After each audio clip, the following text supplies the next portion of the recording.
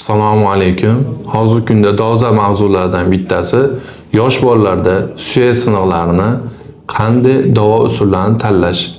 Asosan yosh bolalarda suyak sinovlari gipsli bog'lanmada davolanadi, lekin shunday suyak sinovlari bor, ularga albatta operativ davo muolajasi o'tkazilishi shart. Nima sababdan operativ davo muolajasi o'tkaziladi? Sababi suyak sinovi o'rniga qo'yilmasa, birinchi o'rinda bitmasligi, ikkinchi o'rinda suyaklar deformatsiyasi, ya'ni qiyshiqliklar yuzaga kelishi va bo'g'im harakatlarining cheklanishiga olib keladi. Endi hozirgi kunda suyak sinovlarini bitkazish amaliyotlari o'tkazib borilyapti. Shunga yorqin misol, bemorimiz 40 kun avval 10 yilga suyaklari singan,